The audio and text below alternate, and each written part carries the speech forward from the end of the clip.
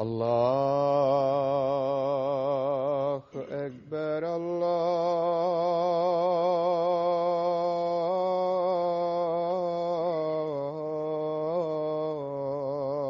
الله أكبر الله أكبر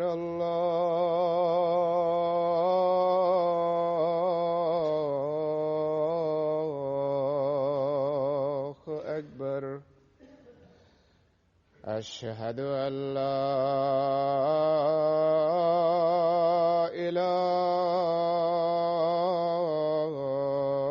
إله إلا الله أشهد أن لا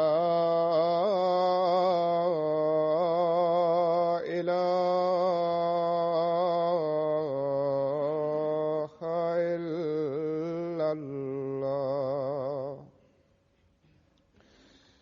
أشهد أن محمدًا رسول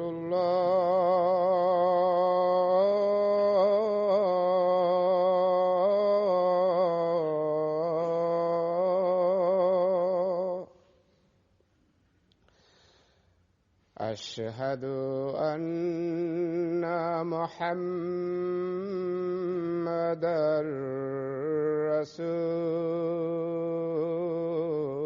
رسول الله حي على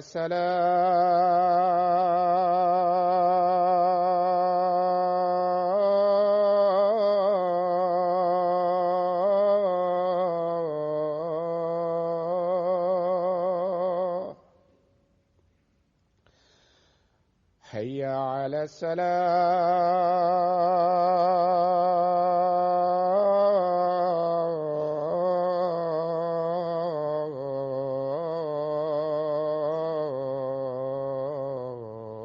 الصلاة حي على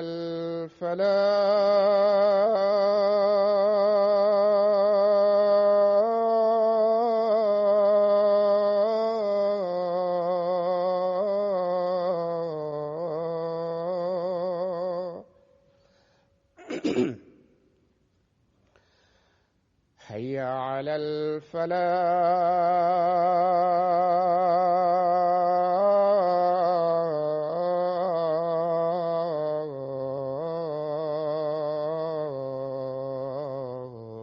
الفلاح الله أكبر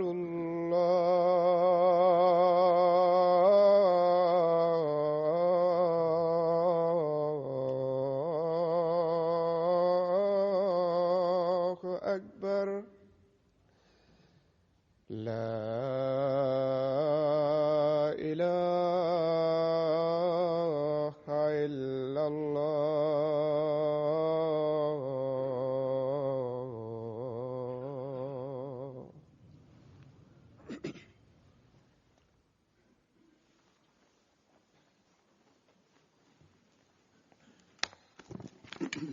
السلام عليكم ورحمة الله.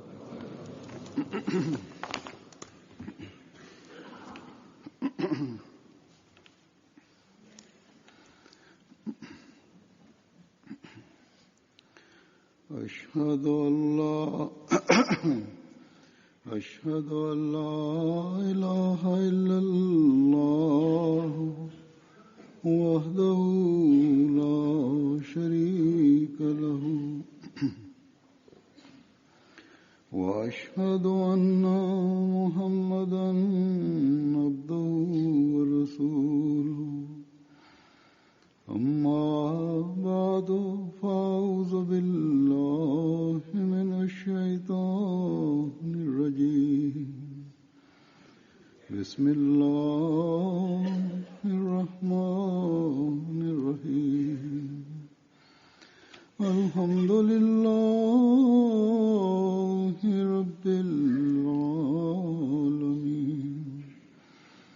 الرحمن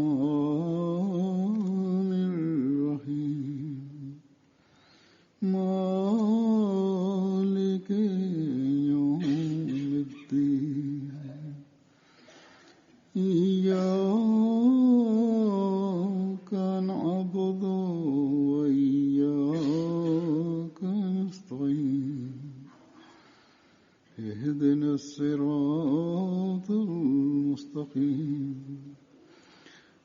صراط الذين أنعمت عليهم غير المغضوب عليهم ولا الضالين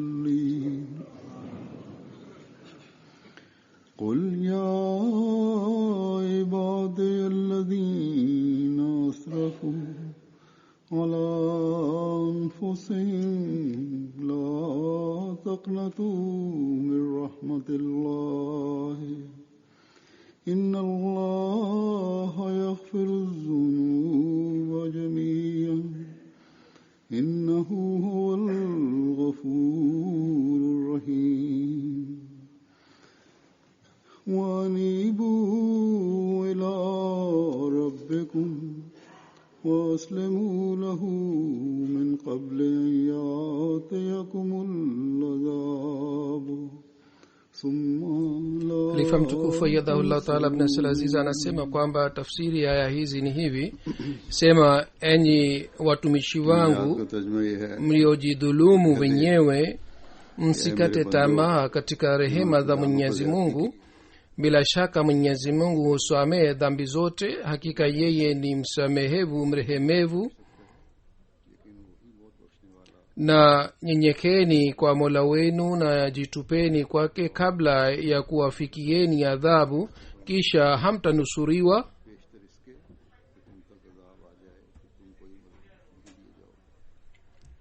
Katika Qur'ani tukufu Mwenyezi Mungu katika aya mbalimbali kwa kupitia mada mbalimbali amewapatia matamanio watumishi wake kwamba anawasamehe waja wake na anawaghofiria. Aya hizi nilizozisoma katika aya kwanza, madhumuni hii imeelezwa katika aya hii kwa ajili ya kila mtu anayetaka kuvuta na kupata rehema ya Mwenyezi Mungu na anayeweza kupata baraka kutoka msamaha wake. Ujumbe umetolewa kwa ajili ya yule mtu ambaye kwa sababu ya dhambi anaogopa ghadhabu ya Mwenyezi Mungu. Mwenyezi Mungu husema, enyi watumishi wangu, msikate tamaa katika rehema zangu, mimi ni miliki, nina nguvu ya kusamehe dhambi zenu na nina uwezo wa kuwafunikeni katika shuka ya rehema yangu. Basi ujumbe huu ni mzuri kiasi gani, ambao unaongeza tamaa na unafuta tabia ya kukata tamaa. Huu ni ujumbe ambao unawaambia wanadamu kwamba kukata tamaa ni dhambi. Huu ni ujumbe ambao unatusalimisha katika uzoefu wetu na vile vile unatusalimisha katika hasara ya maisha yetu, kwa sababu kukata tamaa ni sababu ya kufanya dhambi na vile vile ni sababu ya kupata hasara katika maisha yetu. Lakini yule anayekuja chini ya rehema ya Mwenyezi Mungu, yeye hawezi kukata tamaa hata kidogo. Huu ni ujumbe ambao unatuambia tufuate amri za Mwenyezi Mungu na unatuonyesha njia za kumpenda Mwenyezi Mungu ili tuendelee kupata baraka ya Mwenyezi Mungu, na kwa kufanya hivi tuendelee kupata baraka kutoka katika rehema yake. Basi ujumbe huu kwa ajili ya wale watu wote waliopotea ni njia iliyonyoka. Ujumbe huu kwa ajili ya wafu wa kiroho ni ujumbe wa maisha. Ujumbe huu kwa ajili ya wale waliokamatwa na shetani ni ujumbe wa uhuru kwa ajili yao.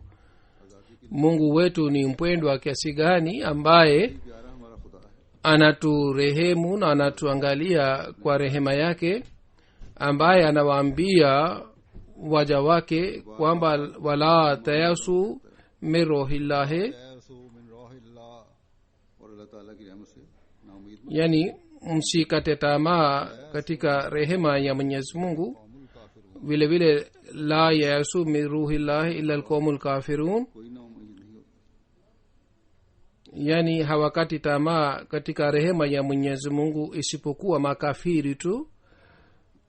बस अगर ईमान का दावा है तो अल्लाह ताला की रहमत और बख्शिश की हर वक्त उम्मीद basi ikiwa nyinyi mnadai kwamba ni waaminio, की वजह से katika hali hii mutegemee kila wakati rehema na ghufira ya mwenyezi mungu. गुनाहों में तो नहीं, nyinyi kwa sababu ya udhoefu wa binadamu umeanza kufanya maovu, lakini hamkupotea, वो लोग हैं जिनको खुदा kwa sababu wanaokata tamaa katika rehema ya mwenyezi mungu ni wapotevu tu, ni wale tu ambao hawana yakini juu ya mwenyezi mungu, hawana yakini juu ya rehema ya mwenyezi mungu. का शेर है. अल्लाह ताला फरमाता है वो मई अपना Kukata tamaa ni tabia ya wale walipotea. mwenyezi mungu anasema waman yaknato वो मई यकना तो min rahmati rabbihi illa dhallun, गुमराहों के सिवा अपनी रब की रहमत से कौन नामी yani ni nani anayeweza kukata tamaa katika rehema ya mwenyezi mungu isipokuwa wale waliopotea. की वजह से basi लोगों के लिए इससे wale हमदर्दी और तस्कीन कल्ब ambao kwa sababu ya hali yao wamekosa utulivu, huruma हमारा खुदा na utulivu zaidi ya hii hauwezi kupatikana. कि वो तुम्हारे kisha की वजह से mungu wetu kwa ajili ya utulivu wetu anasema kwamba yeye kwa sababu ya maovu yeni hawakamateni haraka, bal rabbuka alghafuru dhurrahma, क्योंकि कताबा रब्बो को yani mungu wenu ni msamehevu na mrehemevu, हमारे रब ने अपने आप पर तुम्हारे लिए kwa sababu kataba rabbukum ala nafsihi rahma, yani mungu wenu amejilazimisha kuwa rehemuni, रस्सी किए गए गुनाहों को वो माफ करता है. basi dhambi muliyofanya kwa sababu ya ujinga करते हुए mungu anasamehe zile dhambi. रहमत पर नजर होगी mujitahidi kurekebisha hali yenu, ikiwa kwa kurekebisha hali mkitegemea rehema yake, bila shaka katika hali hii yeye ni msamehevu na mrehemevu. और रहम करने वाला है. बल्कि फरमाता है tena si hii tu kwamba yeye ni msamehevu na mrehemevu, bali anasema mwenyezi mungu wa rahmati wasiat kulla shain, हर एक चीज को हावी है. यहाँ बात yani rehema yangu ni pana juu ya kila kitu. सिर्फ मोमनों की बात नहीं हो रही. hapa mungu anawarehemu hata zaidi ya waaminio, siku mungu anawarehemu waaminio tu, bali rehema hii inawafikia makafiri pia, na lazima waaminio wanapata rehema ya mwenyezi mungu. mwenyezi mungu anasema kwamba anasamehe dhambi zenu zote, yeye ni miliki mwenye kudra. क्या kwa ajili ya kusamehe yeye hahitaji sharti yoyote wala marufuku ya aina yoyote. तकाजा नहीं Lakini je, mwenyezi mungu ambaye ni mrehemevu na msamehevu, उससे मोहब्बत को बढ़ाएं. je sisi hatutakiwi kwamba kwa kufuata amri zake zote tuongeze mapenzi yetu naye na tuwe karibu naye zaidi, ये सारी बातें na tufanye juhudi ili tusifanye dhambi. इसी तरह जो अहादीस हम तक हज़रत haya ni mambo yote ambayo nilisema kulingana na mafundisho ya qurani tukufu. vile vile hadithi za mtume saa salam zinatufikia pia, nimeeleza kulingana na hadithi hizi zote zinatuambia kwamba hakuna mtu ambaye hawezi kurekebika, अल्लाह ताला की kila mtu anaweza kurekebika, उसकी रहमत को हासिल करने वाला बन सकता है.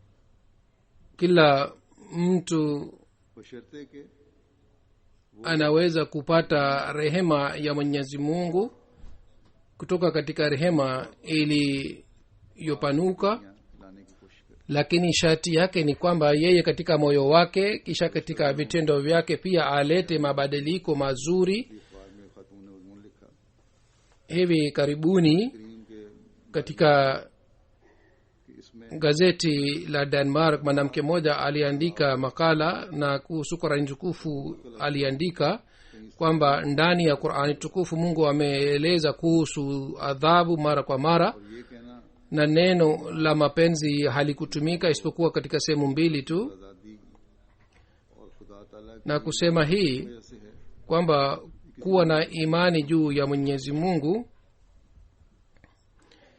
ni kwa sababu ya mapenzi ya Mwenyezi Mungu. Hii haiwezi kuwa sawa kulingana na mafundisho ya Qur'ani tukufu. बयान करके अपनी तरफ से Yeye aliandika baadhi aya za Qur'ani tukufu bila kuelewa maana zake au kwa kutoa maana ya nafsi yake. Yeye alieleza kwamba Islam ni dini ambayo inawakamata wafuasi wake wanafanya dhambi. जहां मोमिनीन को Jumuiya Hazur Nasnaf jumuiya inatoa jibu lake, lakini aya kadhaa nilizozisoma mbele yenu katika aya hizi zinatoa ujumbe wa matamanio.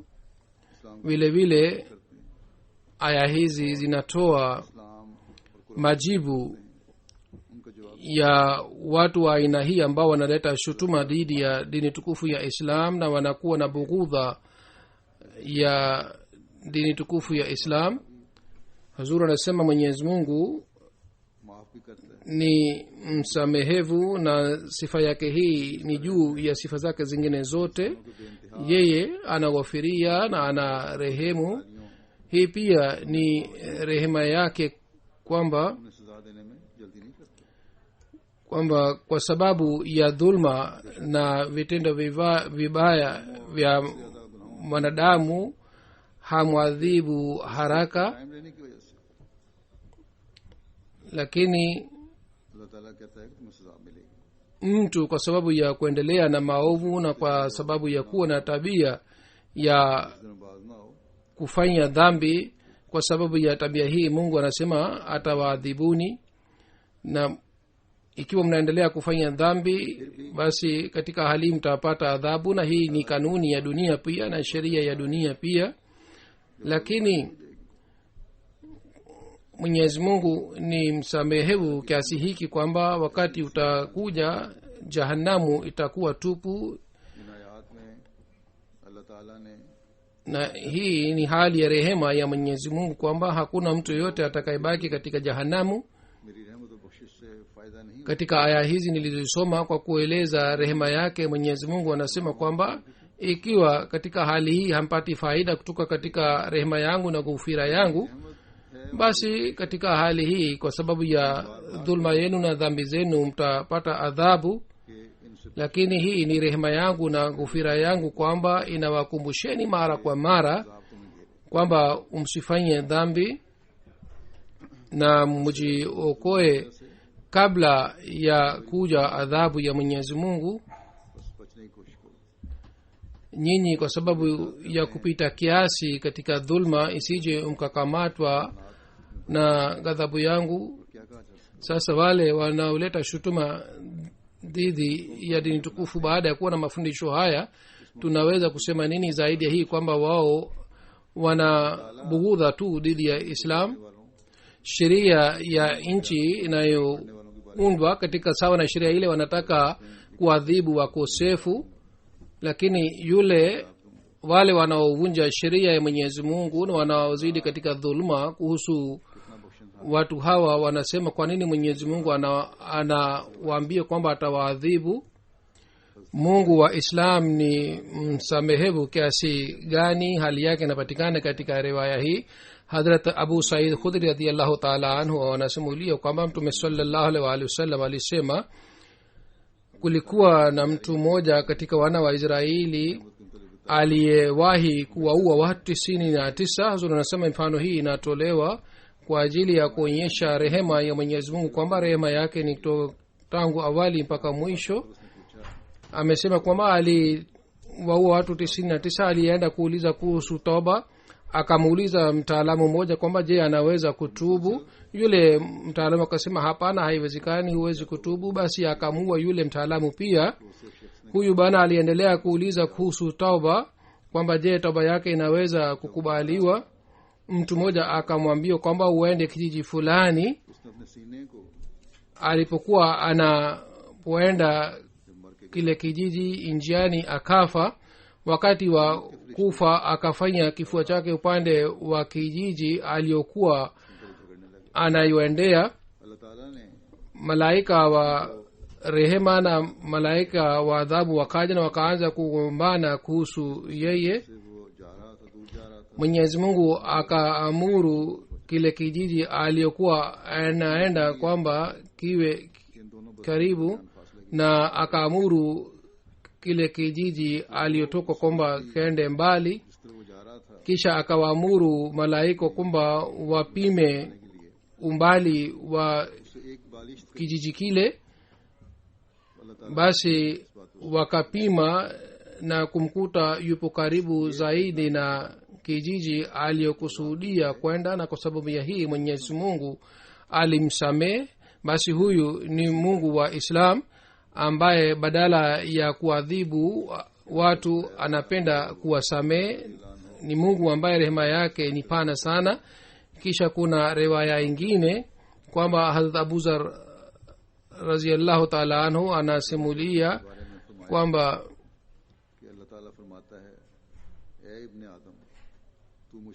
mtume sallallahu alaihi wasallam alisema kuhusu mwenyezi mungu kwamba mungu anasema, ewe mwana wa adamu, huniombi na unanitegemea mimi kwa sharti hii kwamba hutafanya ushirikina, nitasamehe dhambi zako zote hata kama zinakuwa sawa na upana wa ardhi. Mimi nitakusamehe sawa na ghufira ya upana wa ardhi. Hata kama umefanya makosa sawa na umbali wa mbingu, ukiomba msamaha wangu mimi nitakusamehe, na mimi sitajali kuhusu dhambi zako hata kidogo.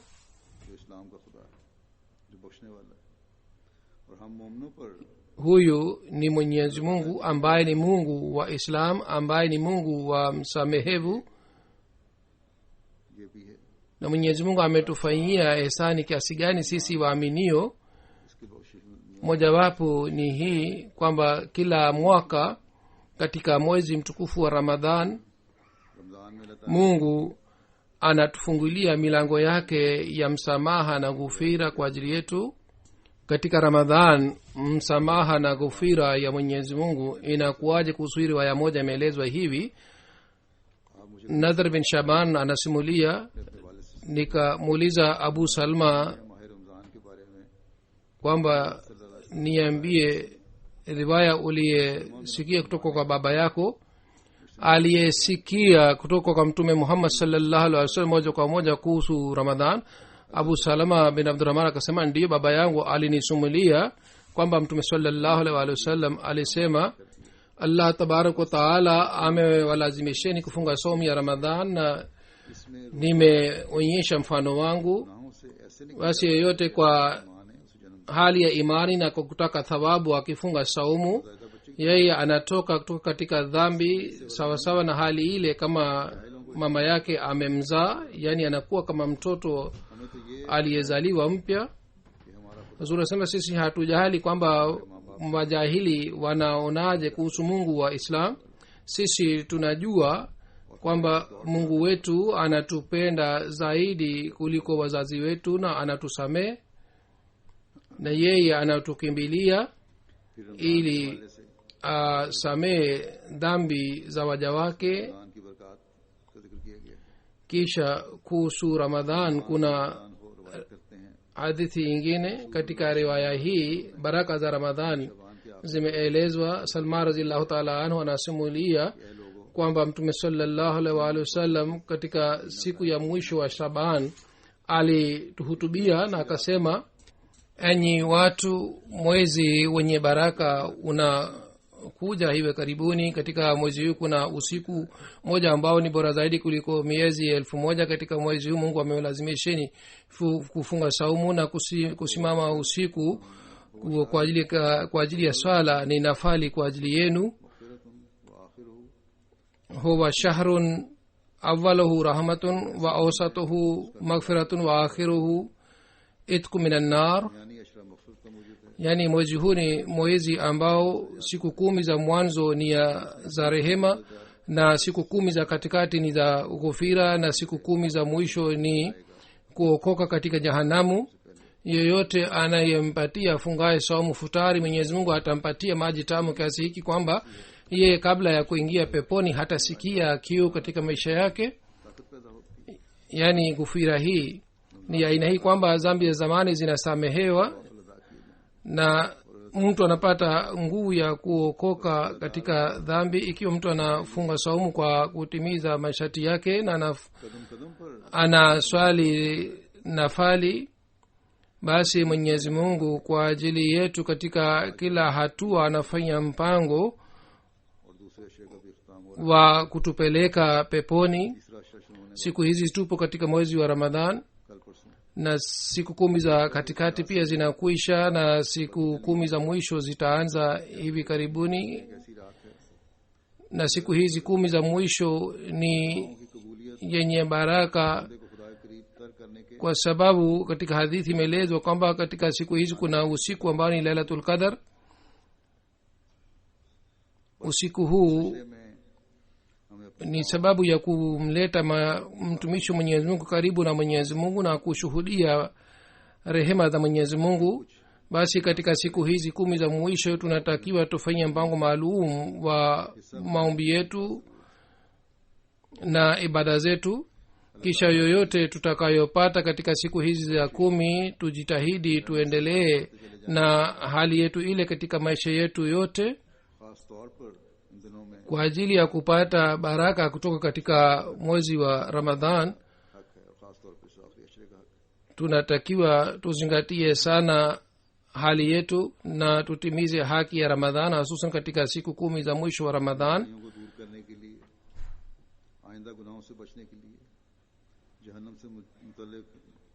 kwa ajili ya kufuta maovu yetu na kwa ajili ya kusalimika katika dhambi na kwa ajili ya kuokoka katika jahanamu, kuna haja ya kufanya juhudi maalum, kwa sababu kwa ajili ya kila kazi tunatakiwa tufanye juhudi. hakuna kazi yoyote inayoweza kufanyika bila kufanya juhudi. hii ni jambo la kawaida na mwaminio anategemewa kwamba yeye bishara alizopewa kutoka kwa Mwenyezi Mungu, ujumbe aliopewa kutoka kwa Mwenyezi Mungu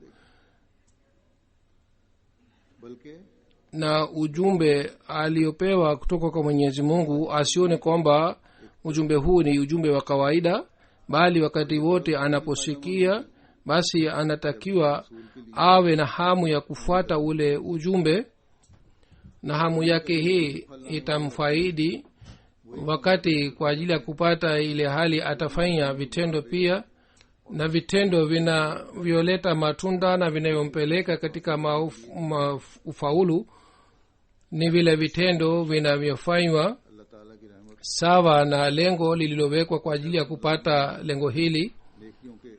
basi bila shaka rehema ya Mwenyezi Mungu ni pana sana. bila shaka katika mwezi wa Ramadhan mtu anapata thawabu ya mema yake zaidi. bila shaka mwezi wa Ramadhan ni mwezi wa kupata ghufira, msamaha na kuokoka katika jahanamu, lakini faida yake ya milele watapata wale tu ambao kwa juhudi wanafanya vitendo. basi wenye bahati nzuri ni wale watu miongoni mwetu, au watakuwa wenye bahati nzuri miongoni mwetu wale ambao watakaofanya mwezi huu mwezi wa kupata ghufira na kuokoka katika jahanamu,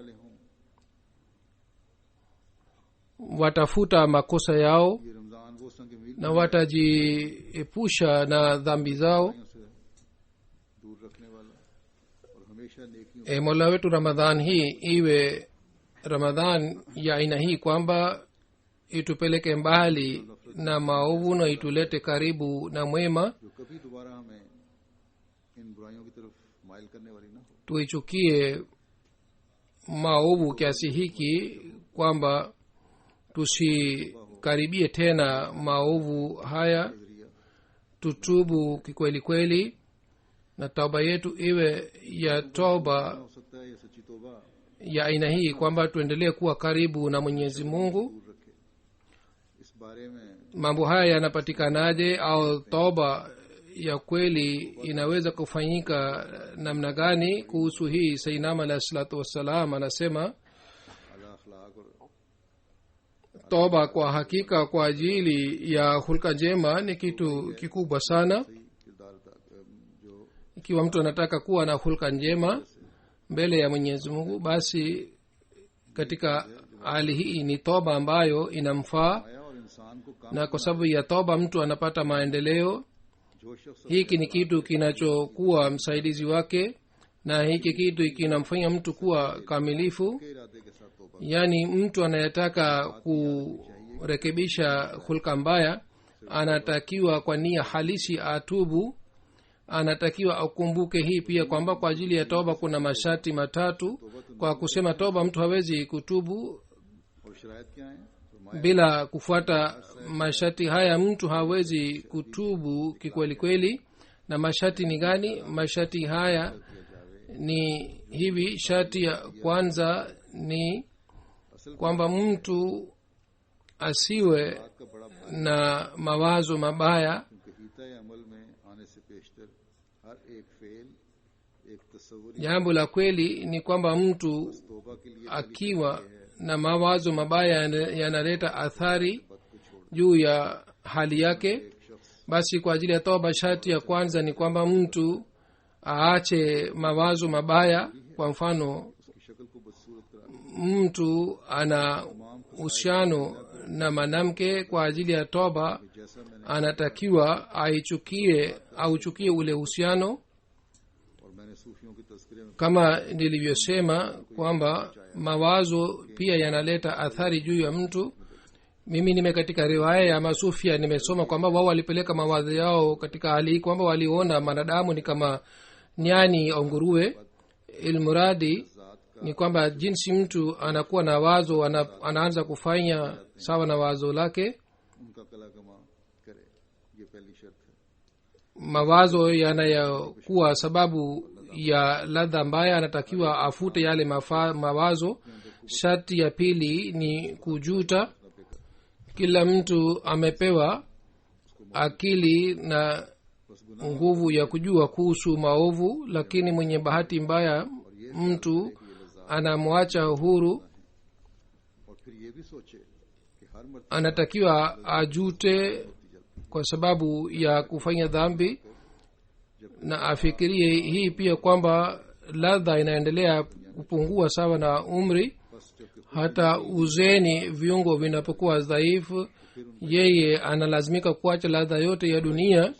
Basi ikiwa ladha zote hizi zitakwisha katika maisha, kuna haja gani ya kutenda ladha hizi? Mwenye bahati nzuri ni yule mtu ambaye anayetubu ये नजासत और नापाकी निकल जावे तो फिर नादम हो और अपने ये na anafuta hulka mbaya. Azmi है Uchafu huu utakapotoka, अदा कर ले। basi anatakiwa ajute kwa sababu ya vitendo vyake. Na sharti ya tatu ni nia halisi, yaani yeye hatarudie katika maovu yake. इससे कतन जायल होकर Atakapojuta, Mwenyezi Mungu atampatia nafasi ya kufanya tauba mpaka hatafanya maovu katika maisha yake, na atakuwa na hulka njema badala ya maovu. तमाम ताकतों और कुव्वतों का मालिक वही है। जैसे Mwenyezi Mungu anamwezesha mwanadamu kwa ajili ya hii, kwa sababu yeye ana nguvu ya kila aina, kama aliyosema anna quwata lillahi jamia, yaani mwenyezi mungu anazo nguvu za kila aina. उसकी हकीकत है। बस खुदा ताला से कुव्वत mwanadamu ni dhaifu, मंदरजा khuliqal insanu dhaifa. कामिल करके इंसान कसल basi kwa ajili ya kupata nguvu kutoka kwa mwenyezi mungu anatakiwa afuate masharti haya matatu na aache uovu wake ये na afanye maombi. बात है, mwenyezi mungu atabadilisha hulka zake. याद रखना चाहिए। जो ये कहते basi haya ni maandiko ya sainama alahi salatu wassalam. हैं दुआ की wanatakiwa wakumbuke wale watu wanaosema kwamba kwa ajili ya kuokoka katika dhambi fulani tulifanya dua lakini haikukubaliwa dua yetu, mungu hakupokea maombi yetu. पैदा हो जाती हैं, baadhi wakati wazazi wanakuwa na wasiwasi सुनी नहीं गई। kwa sababu vijana wanakuwa na tabia mbaya, तो ये na wazazi wanasema tulifanya maombi sana lakini maombi yetu hayakupokelewa. मैं दोबारा समझा देता हूँ। hii si sahihi. ये भी कुछ लवाजमात हैं। kwa ajili ya kupokelewa kwa maombi nieleze kwamba kuna masharti kadhaa. कह दिया कि अल्लाह ताला ने दुआ kutimiza yale masharti ni muhimu kwa ajili ya kupokelewa maombi. baada ya kufanya maombi siku chache kusema kwamba mungu hakupokea maombi, hii ni sawa na kumlaumu mwenyezi mungu kwa sababu ya uvivu wake. रुकना चाहिए। kwa kupitia maandiko ya sainama alahi salatu wassalam nilieleza kwamba namna gani mtu anaweza kujiepusha na maovu na namna gani anaweza kutubu. फरमाया nataka kusema hii तौबा करना kama alivyosema sayidna ahmad alahi salatu wassalam कुछ अमल हैं, कुछ मेहनत है, kwamba kwa ajili ya kutubu na kwa ajili ya kusalimisha na maovu kuna masharti kadhaa, kuna juhudi na kuna vitendo, नतीजा हासिल होगा।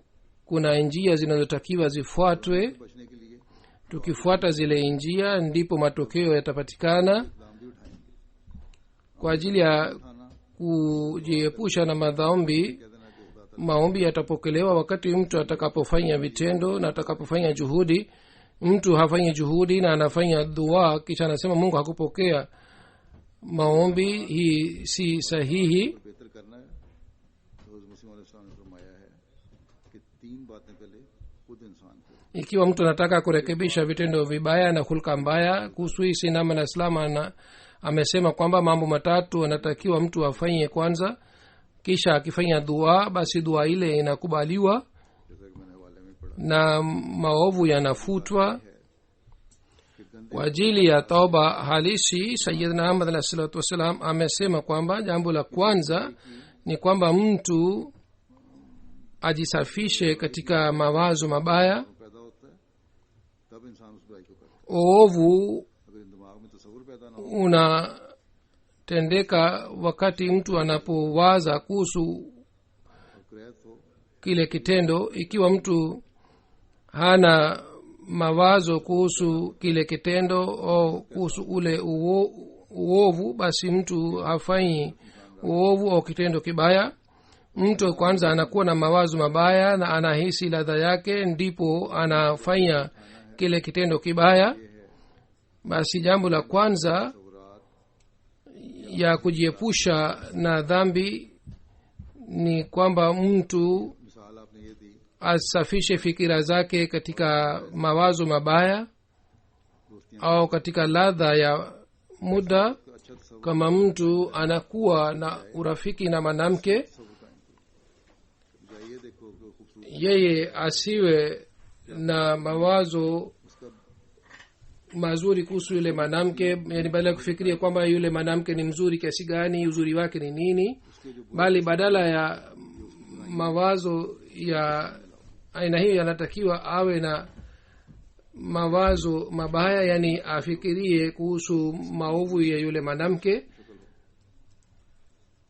तो तभी na उस बुराई से तुम दूर हो सकोगे na afikirie kuhusu sura yake mbaya, कि अपने नेक conscious ndipo mnaweza kusalimika na kujiepusha na maovu. बुराइयों में इब्तला हो रहा हूँ na sharti ya pili ni kwamba mwamshe akili yenu na mufikirie kwamba mimi nafanya maovu gani na nimekamatwa na nimezingirwa na maovu gani. एहसास दिल में पैदा करो। अगर ये हालत होगी kwa sababu ya vitendo vibaya mnatakiwa mujute.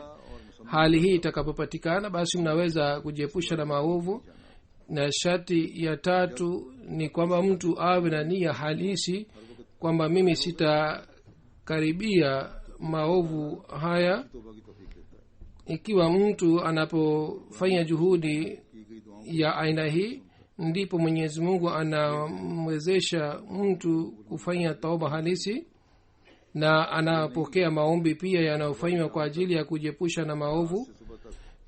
Hii ndiyo ni hali kwamba kabla ya kupokelewa kwa maombi mtu anatakiwa afanye kitendo, अल्लाह से दुआ कर ली, si hii kwamba toka asubuhi mpaka jioni anafanya maovu, na wakati fulani amefanya maombi kwamba Mungu unisalimishe, uniokoe katika uovu huu. जो conscious Dua hii haitakubaliwa kwa sababu dua hii haikufanywa katika nia halisi. किसी वक्त ये चौका लगा दी, Yeye alikumbushwa क्या हालत है तुम्हारी, na tabia yake wakati fulani आर्जी या mara moja tu kwamba hali yako ikoje, wewe unaendelea kufanya maovu na dhambi. बुराई को सामने Kwa sababu ya hali hii kwa muda alifanya maombi, खत्म कर दे, na wakati anapoona uovu mbele yake, basi anasahau kila kitu. ना बुराइयों से मुस्तकिल बचाती है, ना दुआ का हक अदा करने वाला बनाती है। Hali ya aina hii haiwezi kuokoa katika अल्लाह ताला को dhambi, wala hawezi kupata hali ya kupokelewa kwa maombi, bali ni mzaha na maombi, na ni sawasawa na kumlazimisha Mwenyezi Mungu. Mwenyezi Mungu halazimishwi na mtu yeyote.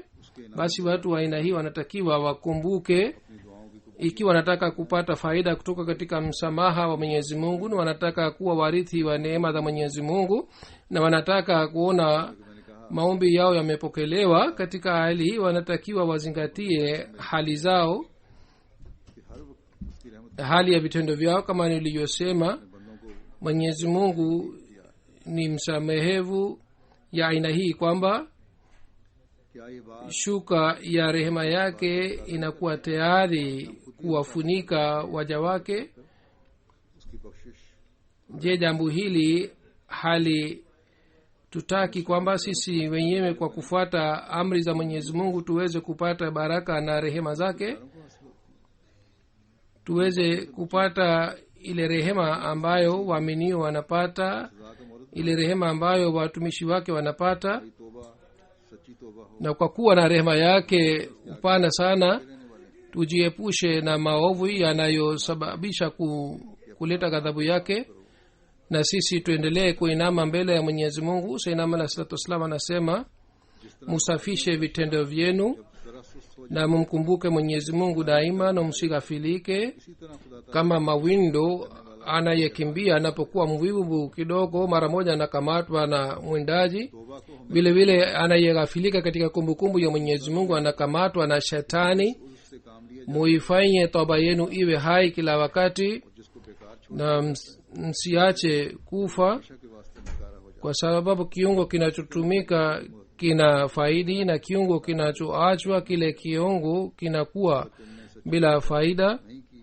Vile vile mnatakiwa तरह है muamshe na muweke tauba yenu hai. Ikiwa hamkufanya tauba halisi, mfano wake ni sawa na begu inayopandwa juu ya jiwe, lakini ikiwa umefanya toba halisi, mfano wake ni sawa na mbegu iliyopandwa juu ya ardhi nzuri na inaleta matunda. Zuri anasema siku hizi kuna shida za aina mbalimbali, kuna tamaa za dunia, तौबा kuna ladha ya dunia. Amesema Sayyidina Alayhi Salam kwamba silaha ya ushindi wetu ni istighfar na toba, na kujua kuhusu elimu ya dini, na kuzingatia heshima ya Mwenyezi Mungu, na kusali sala 5. Swala ni ufunguo wa kupokelewa kwa maombi. Wakati unaposwali mufanye maombi ndani yake, na msighafilike, अल्लाह करे na mujiepushe na maovu, yawe kuhusu haki za Mwenyezi Mungu au kuhusu haki za binadamu. Mwenyezi Mungu atuwezeshe tuweze kuhesabiwa pamoja na wale wanafanya toba halisi, ili tuendelee kupata rehema kutoka kwa Mwenyezi Mungu. Baraka zinazopatikana ndani ya ramadhan. mwenyezi mungu atujalie tuweze kupata zile baraka zote. halifa mtukufu anasema kwamba baada ya swala nitaswalisha jeneza ghaibu 3. jeneza ya kwanza ni ya bwana जिनको तो 14 जुलाई muhammad imtiaz saheb, mtoto wa mushtaq ahmad saheb, mwenyeji wa nawabsha. tarehe 14 wa julai aliuawa. inna lillahi wa inna ilaihi rajiun. उनकी उम्र तकरीबन 39 साल थी। कहते हैं कि शाम को 4:30 बजे umri wake ulikuwa miaka 39. इनकी दुकान पर और इनको jioni saa 10:30 takriban इन्ना लिल्लाहि व इन्ना इलैहि राजिऊन watu wawili wakaja na pikipiki katika duka lake na wakampiga risasi. inna lillahi wa inna ilaihi rajiun.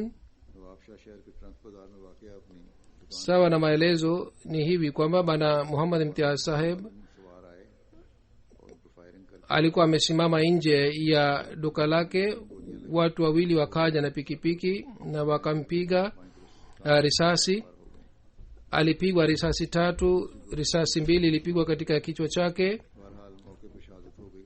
na risasi moja ilipigwa katika mkono wake. मजहबी yeye से अब तक alifariki pale pale. inna lillahi wa inna ilaihi rajiun. katika nawabsha kwa sababu ya chuki ya dini mpaka leo wanajumuia 9 wameuawa. इस वाक़े से 2-3 दिन पहले katika miaka 2-3 iliyopita wanajumuia zaidi waliuawa. siku 2-3 ya tukio hili shahid marehemu aliambiwa na mwenzake mwenye duka kwamba wapinzani wanafanya njama dhidi yako. hazur anasema kwamba hata tukifanya ulinzi wa aina gani lazima tunalazimia kutoka nje na maadui wanapata nafasi ya kuwaua wanajumuia. katika familia ya shahid marhum jumuiya iliingia katika mwaka 1935 kwa kupitia babu yake muhammadin saheb के जरिए से बैत की थी। 1947 में ये अमृतसर से ambaye kwa mahubiri ya nematullah khan saheb alifanya bayat. 1947 kutoka amritsar walihamia nawabshah. 1975 shahid marehemu alizaliwa. alipata elimu mpaka FSC, kisha baadaye alianza kufanya biashara pamoja na baba yake. alikuwa akitoa huduma sana za jumuiya. wakati wa kuwawa alikuwa rais wa jumuiya ya mtaa wake wa mahmud hal, sekretari tahrike jadid, sekretari islah urshad. नाज़म इस्लाह शाह दिला alikuwa qaid khudamul ahmadia wa nawab shah. nazim islah urshad, nazim tahrike jadid alikuwa wa mkoa wake. रह चुके हैं। zamani aliwahi kuwa sekretari wakfajidi na sekretari ziafat na aliwahi kuwa sekretari dawat ilallah pia. बड़ी खुश उसलूबी से उसको अंजाम देते। alikuwa tayari kila wakati kwa ajili ya huduma za jumuiya. wakati wote alipopewa jukumu lolote alitimiza jukumu lile vizuri na hakukataa hata siku moja. alikuwa na sifa ya ukarimu, alikuwa mnyenyekevu, alikuwa akipenda sana uhalifa, alikuwa mtiifu wa hali ya juu, हमेशा नरम लहजे में बात करते। alikuwa msaliaji wa sala 5 na swala ya tahajud pia. alikuwa mpole sana na kwa upole sana alikuwa akizungumza. alikuwa na sifa sana ya kusamehe. mwaka jana alishiriki jalsa salana ya kadian. ذاتی तौर पर मुस्तहिकीन के लिए राशन के siku ya kuuawa kwake kwa sababu ya ramadhan alitayarisha futari, packet za futari kwa ajili ya wanaostahiki na aliwapelekea katika nyumba 7. na aliporudi pale mbele ya duka lake alishambuliwa na hawa maadui na akauawa kwa fadhila za Mwenyezi Mungu. alikuwa musi, alikuwa mpwa wa Said Muhammad Yusuf aliyewahi kuwa amiri wa Nawabsha. baba yake Mushtaq Ahmad yupo hai. vile vile ameacha mke wake Nabila Imtiaz, vile vile watoto wa kiume 3. Ijaz Ahmad umri wake ni miaka 10, Abdul Basit umri wake ni miaka 9 na Muhammad Abdullah umri wake ni miezi 7.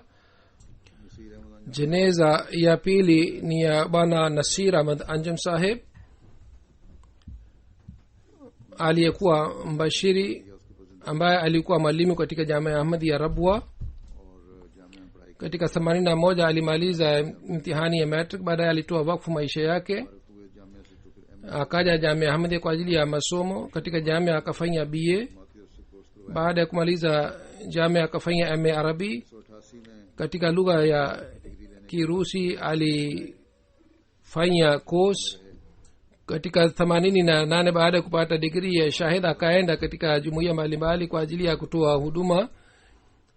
katika mwaka wa 90 aliitwa rabwa kwa ajili ya kusoma zaidi kuhusu muwazi na mazahib, na katika muda ule akaanza kusomesha katika jamia ahmadia. नए मज़ाहब मुकर्रर हुए। tarehe 18 wa julai 1979 akateuliwa kuwa mwalimu wa jamia ahmadia, na mpaka mwisho uhai wake aliendelea kufanya huduma hii, na takriban miaka 36 alitoa huduma zake katika muwazi na mazahib. kwa kuwa na hali hii kwamba bado alikuwa kijana mbashiri, lakini yeye alikuwa dalili au hoja kwa fadhila za Mwenyezi Mungu. alikuwa na elimu sana.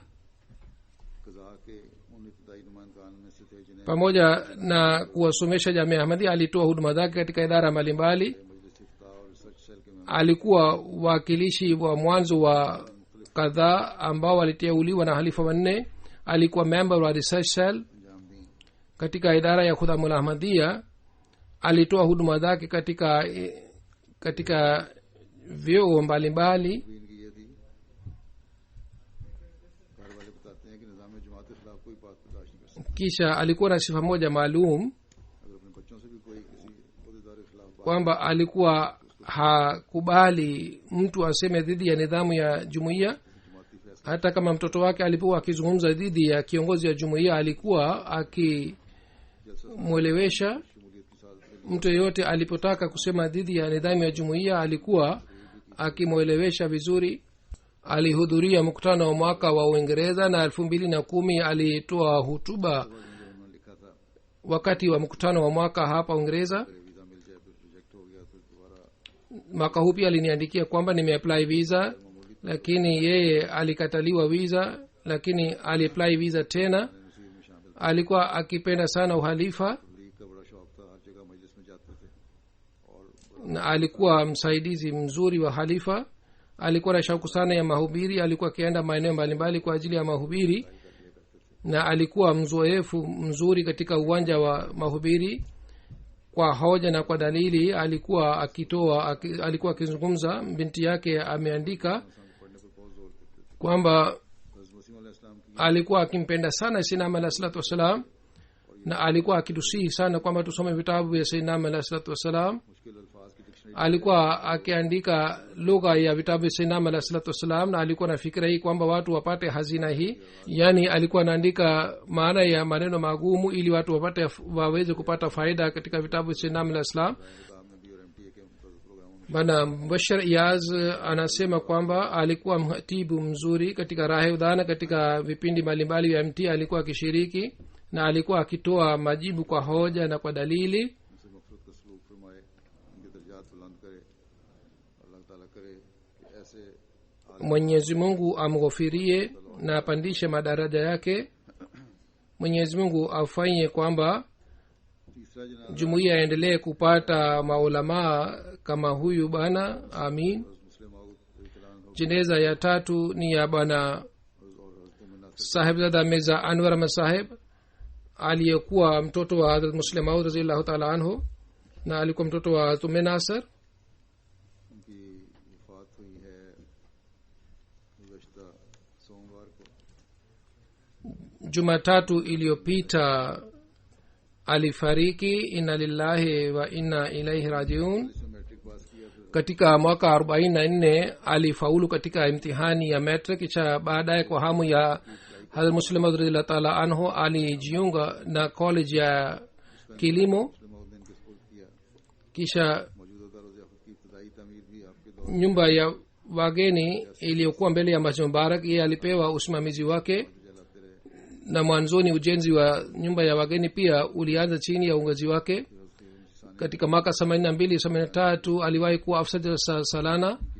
kisha halifa wa pili alimpatia kazi ya kuangalia mashamba yake. alimuoa sabzadi sabia begum saheba binti wa rashid ahmad saheb. alikuwa mtoto wa sultana masaheb. ameacha mabinti watatu na mtoto wa kiume moja.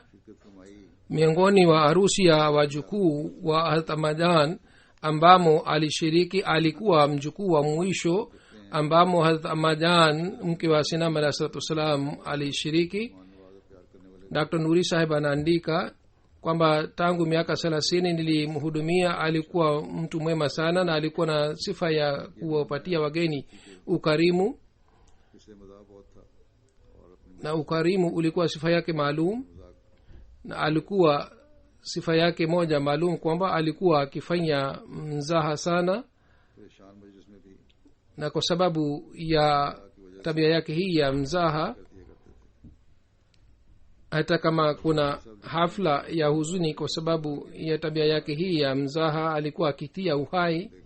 Dr. Nuri Sahib anaandika kwamba kwa ajili ya kuwasaidia wagonjwa wanyonge alikuwa akija katika Tahir Institute, alikuwa akinipatia hela kwa ajili yao. alikuwa ndugu wa mama yetu.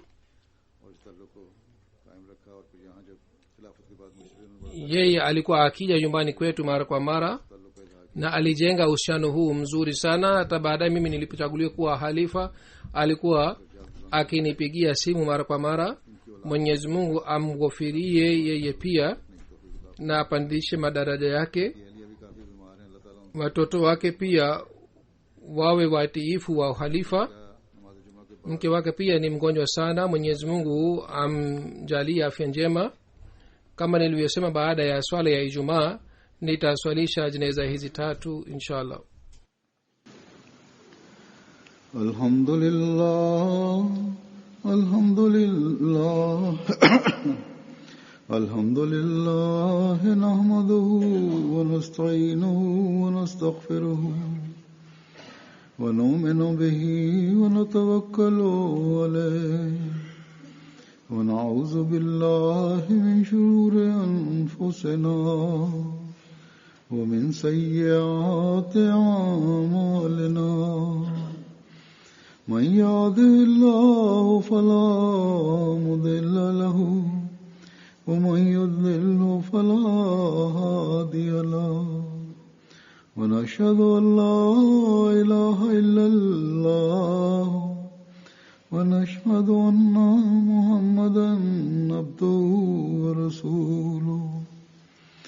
عباد الله رحمكم الله، إن الله يأمر بالعدل والإحسان وإيتاء ذي القربى وينهى عن الفحشاء والمنكر والبغي يعظكم لعلكم تذكرون.